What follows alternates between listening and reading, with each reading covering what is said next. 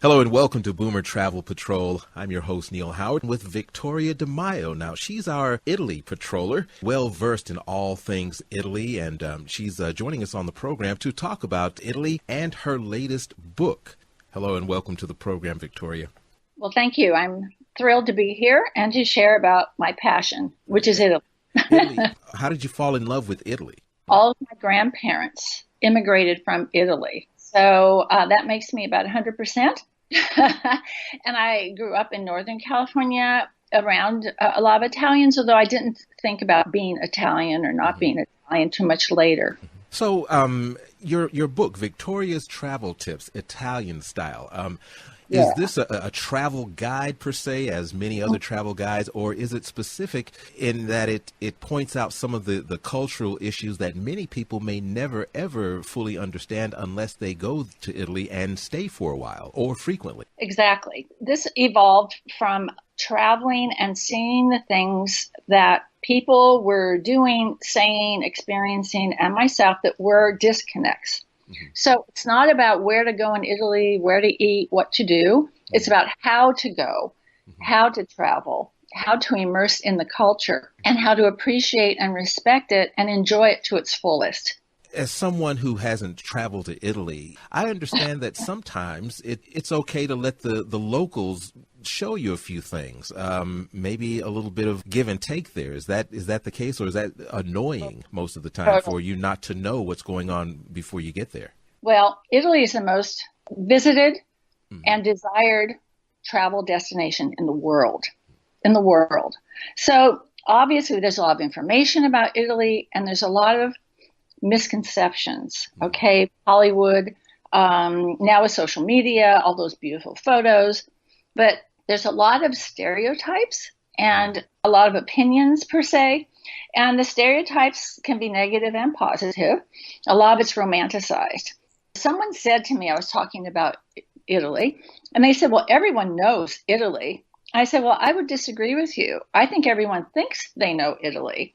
It's like you think you know someone, but you don't really know someone. And then you get there, and things are different than what you anticipated, and people can come back kind of disappointed or frustrated. So I wanted to sort of provide real simple, clean, to the point things that people know or remember, read, understand some of these things before they go.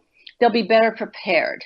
Right now, Boomer Travel Patrol is publishing a series, Victoria's Tips for Traveling in Italy. Now, we've published part 1. Food rules is part 1. Eating out, going to eat is one of the most socially engaging activities that you can, engage in. So talk about some of the ways that eating a simple meal can make or break an evening out in Italy. Well, it's interesting because food rules is my first chapter, and you know what, Neal? It's the longest chapter because it's kind of a double entendre because it's food rules, but also food does rule in Italy. It's extremely important. And a lot of times people go and they expect to have a meal like the Italian restaurant in their town, and they're going to often be disappointed. Also, not only is the food very regional and traditional, so you're not going to order seafood in a region where there's no ocean. Every region has its own traditional cuisine. And also when they eat and what they eat. For example, Italians eat dinner very late. So if you're into early bird specials, you're going to be disappointed. You might be able to have an aperitivo and a little something, but they don't eat till maybe 8 o'clock at night. A lot of things like when they go and have a coffee, they don't do breakfast. You can get breakfast where you stay, but it's usually for the tourists. Italians have a sweet and a quick cup of coffee and they're off. So provide a lot of information about food. Also, the service. You're never going to get a bill until you ask for it. And the service can be perceived as slow by our standards, but that's just the way they do things. It's not a fast food culture. It's not. Now, there are a few takeout now, but if you want fast food, you go, it's called a bar. It's not like a bar, what we consider a bar. You go, you grab something, and you eat it there. But if you're going to have a sit-down meal, you need to be prepared for a leisurely, immersive experience. The slow food movement was started in Italy, so we have to kind of tune into that. And this is part of tuning into their culture and how things are done in many ways and not expecting something different.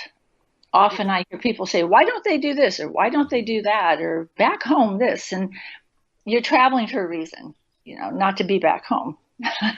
Well, now, did you experience some of these faux pas on your own, or did you hear from people that came back to the States and said they didn't have a great time because of this reason, that reason, or the other? What was the inspiration for this book that basically tells us what to expect and how to react when we're in Italy? All of that, Neal. When I started writing and blogging, I had my iPhone and I arrived in Florence to the hotel, and I thought, well, I need a theme for my blog post.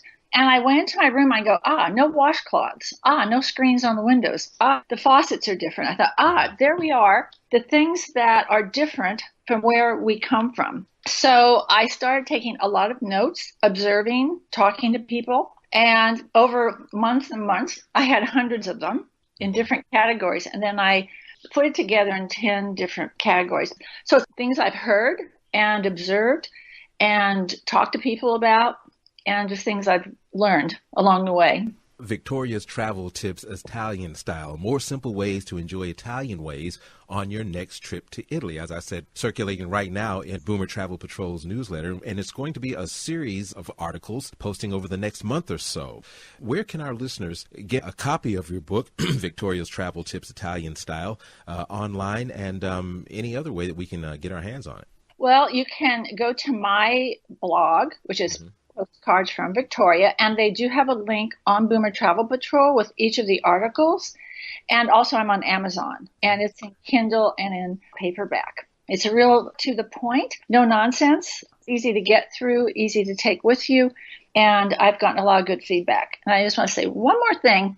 The best feedback has been from my Italian friends who deal a lot with tourists, because they said they didn't realize how much the tourists didn't know.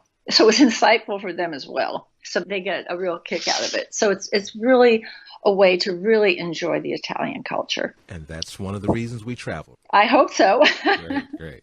Victoria, it's been a pleasure. Thank you so much for joining us here on Boomer Travel Patrol. Thank you, Neal. And you are a contributing patroller, and we're looking forward to your next contribution from Victoria's Travel Tips Italian Style. Thank you. My pleasure and my honor.